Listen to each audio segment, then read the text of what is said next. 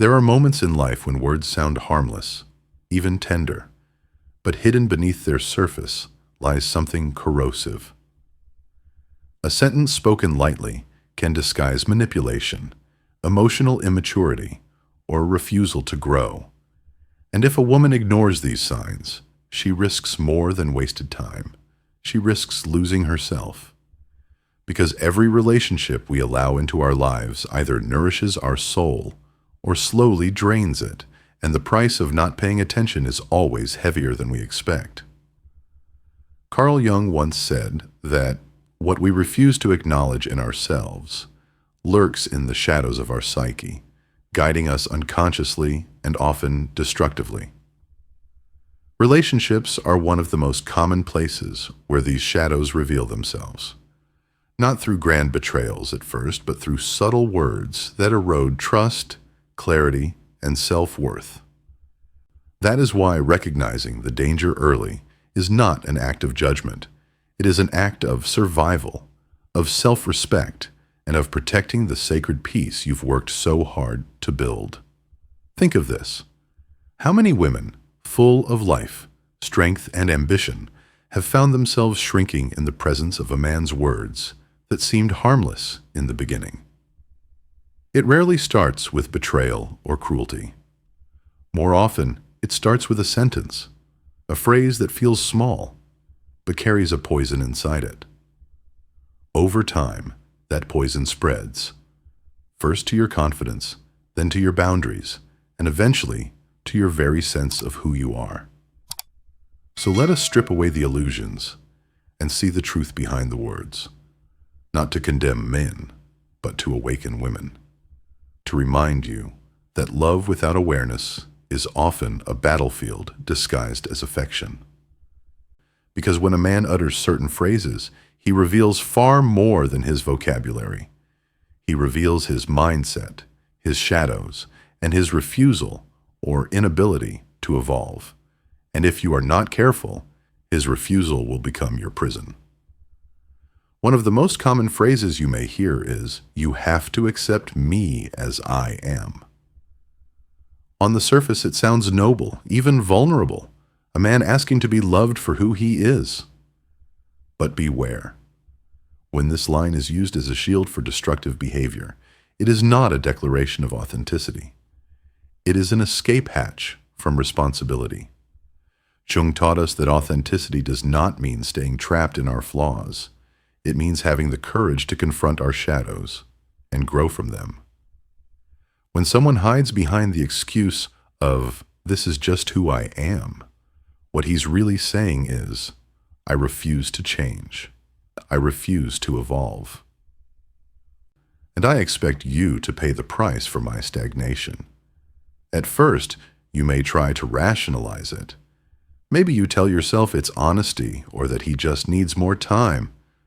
But soon you notice patterns: emotional manipulation, broken promises, subtle cruelty, and every time you bring it up, he turns the blame back on you.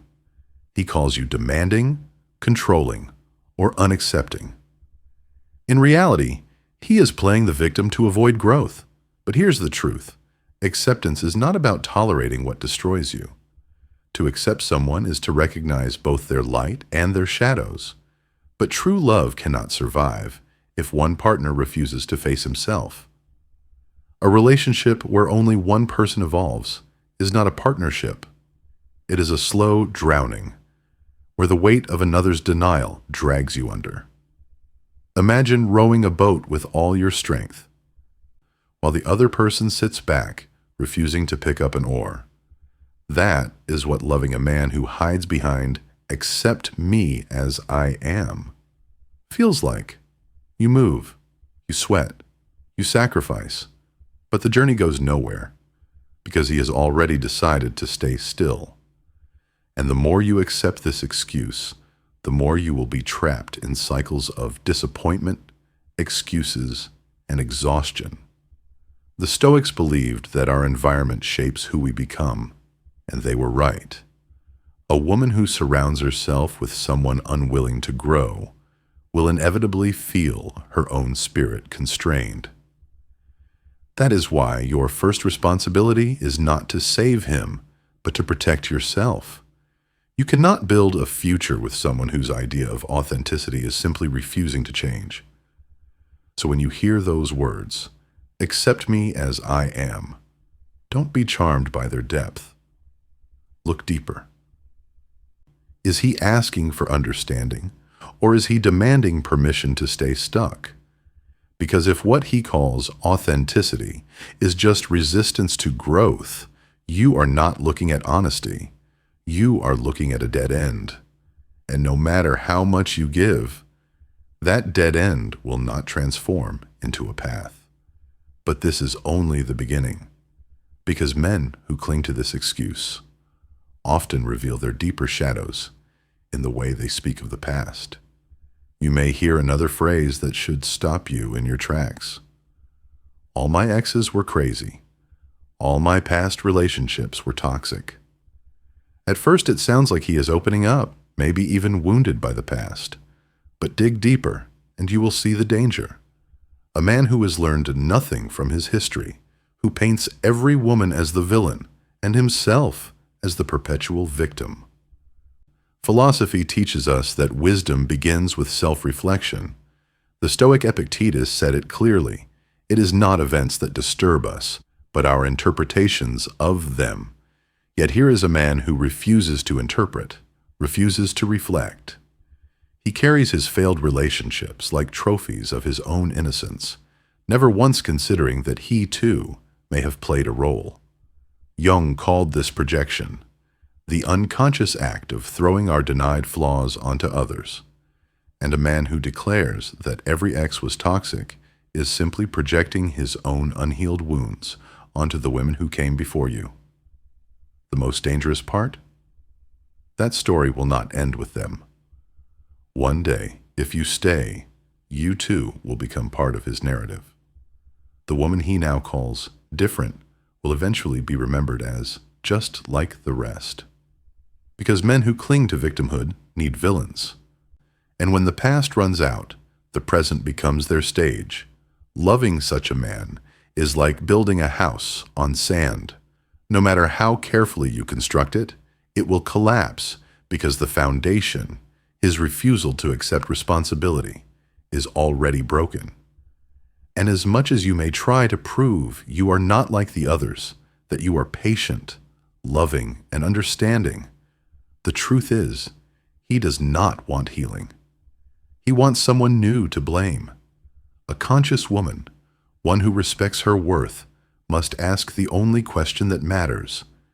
Can every ex truly have been crazy? Or is he the common thread?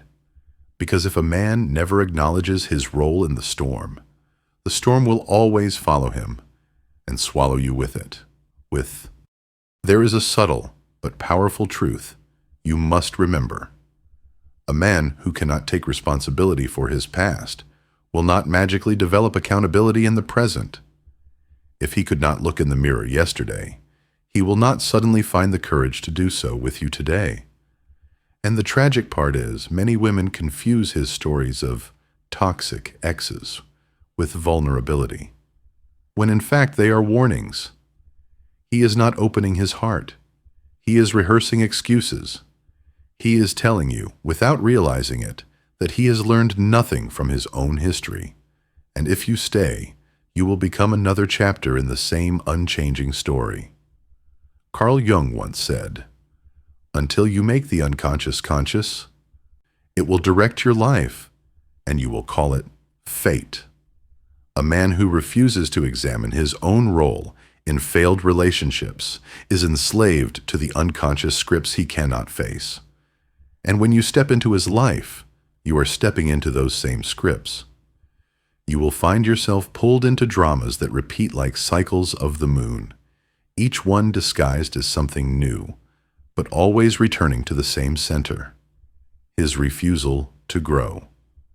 And then comes another phrase, one that sounds romantic at first, but is in fact one of the most dangerous forms of emotional blackmail. If you really loved me, you'd do what I ask. Be careful when you hear these words, because they are not about love. They are about power. They are about bending your will beneath the weight of guilt, disguising control as affection. True love never demands proof. It does not test. It does not trap. It does not force you to choose between yourself and your partner's approval. The Stoics reminded us that real love is rooted in freedom, not in coercion. When a man ties your love to conditions, when he says you must prove it by abandoning your boundaries, your voice, your autonomy, he is not loving you. He is manipulating you. He is turning your greatest strength, your capacity to love, into a weapon against you.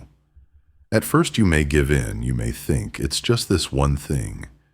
If it makes him feel secure, I can do it. But it never ends with one thing. Each small surrender becomes the foundation for a larger demand. First, it's about a choice you make. Then it's about how you spend your time. Then it's about who you see, how you dress, even how you think. Until one day, you look in the mirror and realize you no longer recognize the woman staring back. You thought you were showing love, but what you were really doing was slowly erasing yourself to fit into someone else's fragile illusion of control. This is why it is so dangerous. Because on the surface, his words may sound like longing. If you loved me, you'd do this. But beneath the surface, the message is much darker. If you don't give me what I want, your love is worthless. That is not vulnerability. That is emotional extortion. Jung understood this dynamic well. He wrote about how people project their insecurities onto their partners, demanding that the other carry the weight of their unresolved fears. A man who uses guilt as a weapon is not asking for love. He is asking for submission. He is asking you to become smaller so that his shadows can feel bigger. And here is the truth every woman must hold close. You do not prove your love by betraying yourself. You prove your love by staying whole, by standing in your truth, even when it is difficult. Because love built on fear is not love. It is captivity. And captivity disguised as romance will always lead to suffering. Now imagine another phrase, one that cuts deeper than the rest. You're not enough for me. Few words have the power to wound a woman so profoundly, because they strike at the core of identity, at the heart of self-worth. This phrase does not merely criticize, it attempts to dismantle the very foundation of who you are. But listen carefully. When a man says you are not enough, he is not revealing the truth about you. He is revealing the emptiness within himself. He is projecting his own dissatisfaction, his own hunger for control, onto the person closest to him. Jung explained that projection often disguises itself as judgment. When he says you are not enough, what he really means is, I am incomplete, and I want you to carry the weight of that emptiness. The cruel genius of this phrase is that it places you on a treadmill with no finish line. You try to be more beautiful, more attentive, more forgiving, more patient. Yet no matter how much you give, the finish line keeps moving. Today you are not enough in one way, tomorrow in another, until you are exhausted and broken, trapped in a game you were never meant to play. But the wisdom of the Stoics offers clarity here. Marcus Aurelius wrote, "Do not let another man's soul rule over yours." When someone tells you that you are not enough, what they are really attempting is domination through insecurity. They are trying to rule you not with chains, but with doubts. And the moment you accept those doubts, you begin to live as if you must earn what should have been freely given: respect, love, and appreciation. The truth is, you do not need to prove your worth to anyone. A conscious woman knows that her value is not measured by shifting standards or conditional approval. Your worth is intrinsic, eternal, rooted not in someone else's gaze, but in the strength of your own soul. So when a man says, "You're not enough for me," remember, he is not speaking truth. He is confessing his own emptiness. Do not take his projection into your body like poison. Do not let his blindness to your light make you doubt its existence, because a man who cannot see your worth is not a man you need to convince. He is a man you need to leave. Walking away from such words is not an act of pride. It is an act of self-respect. To stay would be to accept crumbs of validation while starving for real love. To stay would be to let someone else define the boundaries of your greatness, and you, if you are awake, if you have truly seen your own light, will know that such a compromise is too costly. And now we reach perhaps the most insidious phrase of all, the one that slips past your defenses because it cloaks itself in subtlety. Do whatever you want. Said with a flat tone, with irony, or with passive-aggressive bitterness, these 4 words are not freedom. They are a trap. They are designed not to release you, but to punish you. A man who uses this phrase is not granting you autonomy. He is setting you up for guilt. He is silently daring you to make a choice, knowing that no matter what you do, he will hold it against you. It is the kind of manipulation that requires no raised voice, no explicit threat.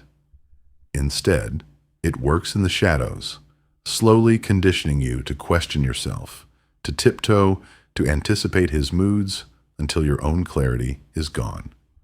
Jung wrote that the shadow often disguises itself in indirect forms of communication. Here, it manifests as silence that screams, as ambiguity that suffocates. Instead of expressing his feelings honestly, instead of saying, "I feel hurt" or "I disagree," he retreats into veiled remarks, leaving you to decode his hidden meaning.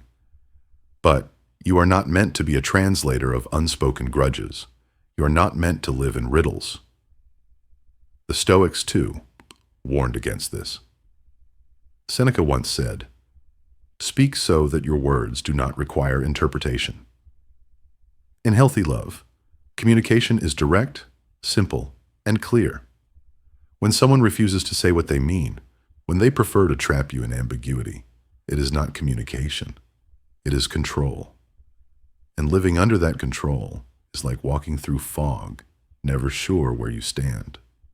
Never sure if the ground beneath you will give way. The danger of such a phrase lies in its repetition.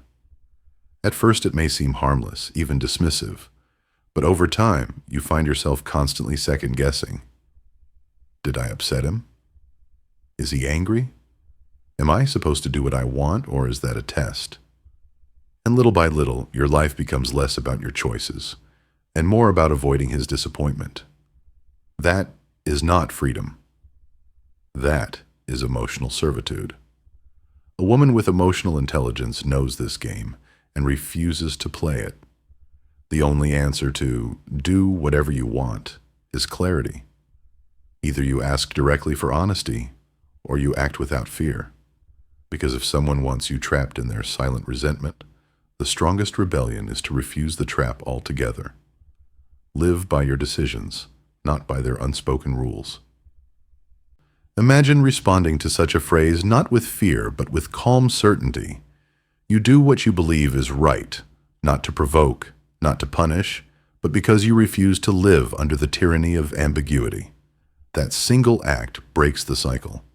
It forces the other person either to grow up and communicate or to sit alone in their bitterness. Either way, you are free. This, ultimately, is what Jung and the Stoics both pointed toward. Freedom through consciousness. When you see manipulation for what it is. When you stop reacting blindly and start choosing deliberately, you reclaim your power. And that power is not loud or aggressive. It is quiet, steady, unshakable. It is the power of knowing who you are and refusing to let anyone rewrite that truth. Because in the end, every one of these phrases, "accept me as I am," All my exes were crazy. If you loved me, you'd do what I ask. You're not enough for me. And do whatever you want is not just about words. They are signposts. They reveal patterns that, if ignored, will lead you into relationships that drain your spirit, corrode your peace, and leave you disconnected from yourself. And here's the reality. Most women who fall into these dynamics are not weak. On the contrary, they are often strong, empathetic, and deeply loving. Their strength becomes their vulnerability, because they believe they can carry both themselves and the man who refuses to carry himself. They believe their patience will heal him, their love will redeem him, their sacrifice will inspire him to change. But the truth is, no amount of sacrifice can awaken someone determined to stay asleep. You cannot outlove a man's refusal to grow. You cannot pour enough of yourself into a void that refuses to be filled. To stay in such relationships is to betray the very discipline, wisdom, and peace you've worked to build. And that is a betrayal no conscious woman can afford. So what, then, is the answer? It is not cynicism. It is not closing your heart to love. It is discernment. It is the courage to recognize when someone's words are not aligned with growth, when their patterns are traps disguised as romance, when their affection is tied to conditions that erode your soul. And then it is the strength to walk away, not out of anger, but out of self-respect. The Stoics taught that the greatest power is self-mastery. That mastery begins the moment you stop giving your peace away to those who do not value it. Jung echoed the same truth in his own way. What we make conscious, we control. What we refuse to see controls us. When you see these phrases for what they are, you reclaim control. You step out of the unconscious cycle and into conscious choice. And make no mistake, walking away is not failure. Walking away is wisdom. It is the quiet declaration that you will no longer trade your soul for someone else's comfort, that you will no longer bend under the weight of excuses, blame, manipulation, or projections, that your life is too precious, your time too short, your soul too luminous to waste on those who cannot meet you in truth. Because love, in its purest form, does not ask you to shrink. It does not ask you to sacrifice your voice or erase your boundaries. Real love is expansive. It grows. It strengthens. It inspires both people to face their shadows and rise. And if a man cannot offer that, if instead he offers phrases designed to manipulate, belittle, or control, then you are not obligated to stay. You are obligated only to yourself, to your own truth, to the life you know you deserve. And perhaps that is the most radical act of love you can commit. Not the love that clings, not the love that tolerates, not the love that waits for change that never comes, but the love that walks away. The love that says, I choose myself, and by choosing myself, I leave space for a higher, truer love to find me. When you begin to see clearly, something profound shifts within you. The fog lifts. You realize that the battle was never about him, never about whether he could love you enough, change enough, or prove himself enough. The real battle has always been about you, about whether you would honor yourself, whether you would have the courage to step away from words that diminish your light, whether you would choose self-respect over illusion. Carl Jung often spoke of individuation, the process of becoming whole by integrating every part of yourself, both the light and the shadow. And this is where the lesson becomes clear. You cannot individuate, you cannot grow into your highest self if you remain chained to someone who refuses to see his own shadow.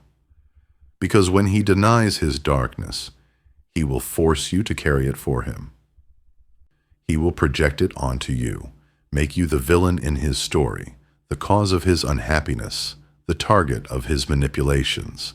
And if you are not awake, you will begin to believe it. But a conscious woman cannot afford to live in someone else's shadow. She knows that her life is not meant to be spent untangling another's denial. She understands that compassion does not mean self-destruction, and that loyalty does not mean sacrificing her own soul. She chooses instead to walk in clarity, even if it means walking alone for a while, because loneliness with integrity is always better than companionship built on lies. The Stoics remind us that time is our most precious resource. Seneca wrote, "It is not that we have a short time to live, but that we waste much of it." And too often, women waste their years in relationships that deplete them, waiting, hoping, enduring, believing that love means holding on, when in fact true love sometimes means letting go. The courage to walk away is not coldness. It is reverence for the sacredness of your own life. So ask yourself, how many days, months, even years have you already given away to men who spoke these phrases? Men who cloaked their refusal to grow in words that sounded innocent but were poisonous at the core. How many times have you silenced your intuition because you wanted so badly to believe in someone's potential? How often have you traded your peace for the empty promise that tomorrow he would finally change? The answer does not lie in blame. The answer lies in awareness. The moment you recognize the pattern, the moment you refuse to excuse what you know is harmful, you step into a different kind of power, the power of choice. That choice may feel terrifying, because walking away from what is familiar always does. But it is also liberating, because in that act, you reclaim what was always yours: your clarity, your dignity, your freedom. And perhaps most importantly, you send a message, not just to him, but to yourself and to the universe, that you will no longer settle for love that destroys you. You will no longer tolerate manipulation disguised as tenderness. You will no longer carry another's refusal to grow as if it were your responsibility. Instead, you will wait with patience and with faith for the love that meets you as an equal. The love that inspires you to rise, not shrink. The love that does not hide behind excuses or projections, but that shows up with honesty, humility, and courage. Because such love does exist. It may not come quickly, and it may not arrive in the form you expect, but it is real, and it can only enter when you make space for it, when you close the door to relationships that have no room for your wholeness. To walk away from words that wound is not just to end something. It is to begin something far greater. It is to begin living in alignment with the truth that you are enough, that you are worthy, that your soul deserves not a cage, but wings. Jung said, "The privilege of a lifetime is to become who you truly are. And you cannot become who you truly are if you are constantly shrinking yourself to fit into the narrow frame of someone else's insecurity. Becoming yourself requires the courage to say no, to step back, to let go, even when your heart aches, because you know that your life was meant for more than endless compromise." And the Stoics, with their unshakable wisdom, would add this: life is brief, and you cannot afford to spend it entangled in games that rob you of peace. Every day you remain in a relationship poisoned by these words is a day stolen from your purpose, your joy, your growth. And the longer you stay, the harder it becomes to remember that you ever had the power to leave. So let this be your awakening. If a man tells you to accept him as he is, if he calls every ex crazy, if he uses your love as leverage, if he tells you that you are not enough, if he disguises resentment as freedom, hear the warning. Do not dismiss it. Do not rationalize it. Do not tell yourself that patience will transform it into love. These words are not the seeds of love. They are the cracks in the foundation, and a house built on cracks will always collapse. Instead, build your life on a foundation of strength, truth, and clarity. Stand so firmly in your worth that no man's words can shake it. Trust your intuition when it whispers that something is wrong, and remember that walking away is not the end of love. It is the beginning of real love, the kind that does not demand that you betray yourself to keep it alive. Because the greatest tragedy is not that a man spoke these words to you.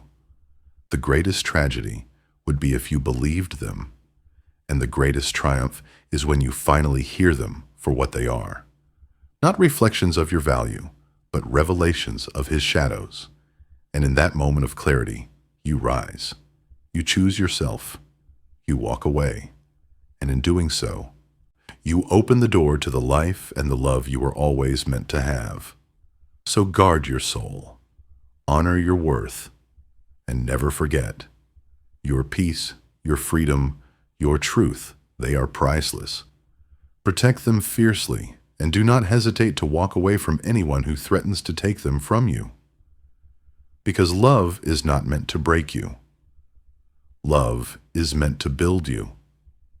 And if it does not, it is not love. It is a lesson.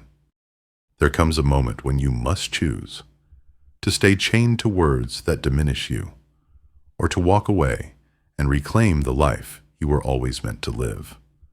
These phrases are not just sentences. They are mirrors of a man's refusal to grow, signs carved into the walls of your spirit, warning you to turn back before it's too late. And if you ignore them, the cost will not only be your peace, but your very sense of who you are. But you are not here to shrink. You are not here to twist yourself into knots to be worthy of love. You are here to rise, to guard your light so fiercely that no shadow can consume it, to walk away when respect is absent, and to walk taller every time you do, because true love will never ask you to betray yourself. So when you hear those words, don't just listen, act, leave, save yourself. And remember this truth: walking away is not the end of your story. It is the beginning of your freedom.